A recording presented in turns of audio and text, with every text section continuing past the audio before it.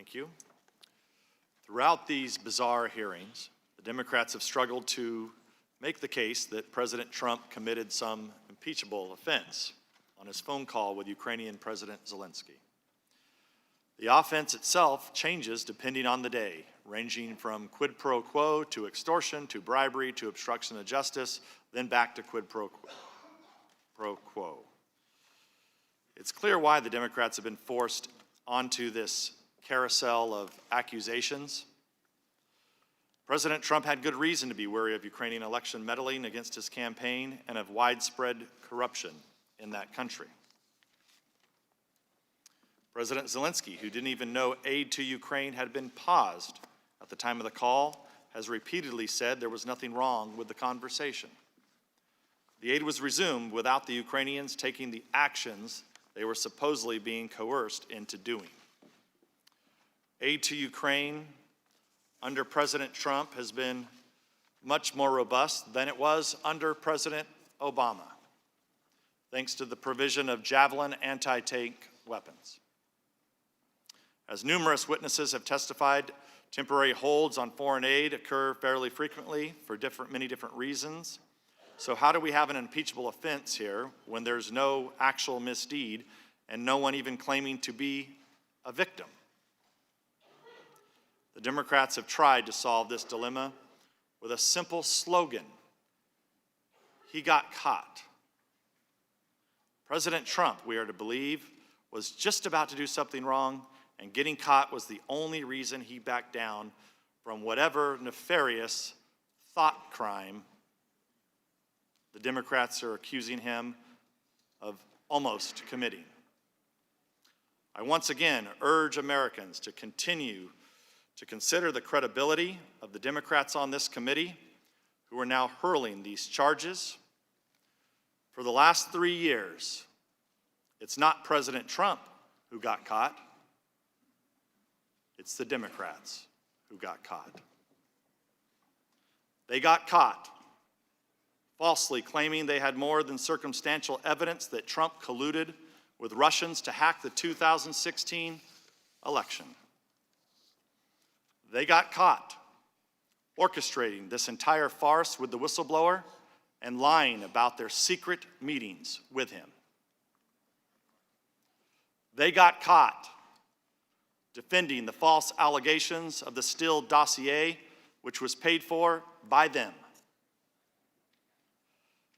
They got caught breaking their promise that impeachment would only go forward with bipartisan support because of how damaging it is to the American people. They got caught running a sham impeachment process featuring secret depositions, hidden transcripts, and an unending flood of Democrat leaks to the media. They got caught trying to obtain nude photos of President Trump from Russian pranksters, pretending to be Ukrainians. And they got caught covering up for Alexander Chalupa, a Democratic National Committee operative who colluded with Ukrainian officials to smear the Trump campaign by improperly redacting her name from deposition transcripts and refusing to let Americans hear her testimony as a witness in these proceedings. That is the Democrats' pitiful legacy in recent years. They got caught. Meanwhile, their supposed star witness testified that he was guessing that President Trump was tying Ukrainian aid to investigations despite no one telling him that was true, and the president himself explicitly telling him the opposite, that he wanted nothing from Ukraine. Ladies and gentlemen, unless the Democrats once again scramble their kangaroo court rules, today's hearing marks the merciful end of this spectacle in the Impeachment Committee, formerly known as the Intelligence Committee. Whether the Democrats reap the political benefit they want from this impeachment remains to be seen, but the damage they have done to this country will be long-lasting. With this wrenching attempt to overthrow the president, They have pitted Americans against one another and poisoned the mind of fanatics who actually believe the entire galaxy of bizarre accusations they have leveled against the president since the day the American people elected him. I sincerely hope the Democrats end this affair as quickly as possible so our nation can begin to heal the many wounds it has inflicted on us.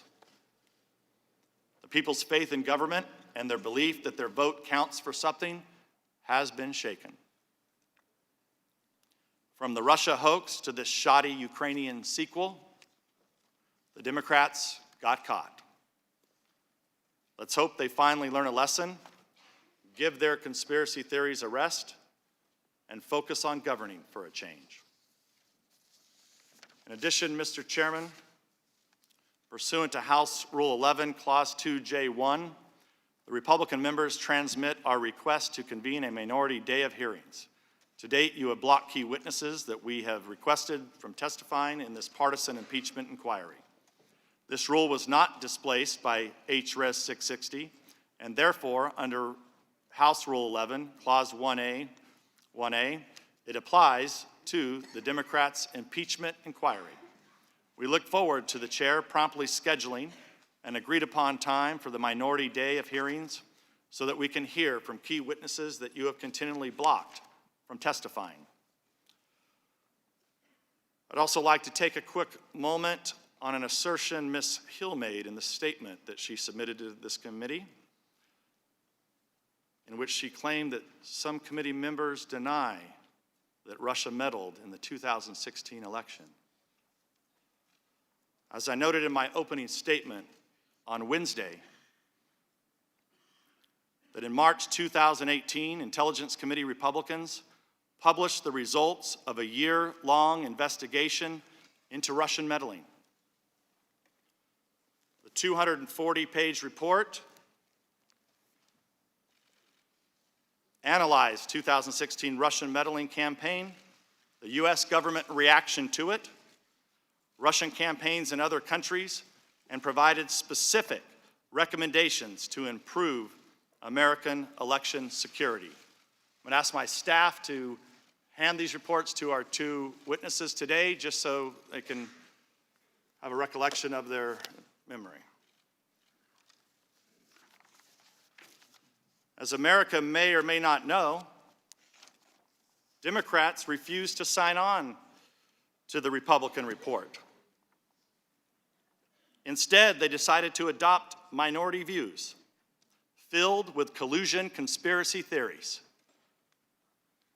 Needless to say, it is entirely possible for two separate nations to engage in election meddling at the same time, and Republicans believe we should take meddling seriously by all foreign countries, regardless of which campaign is the target.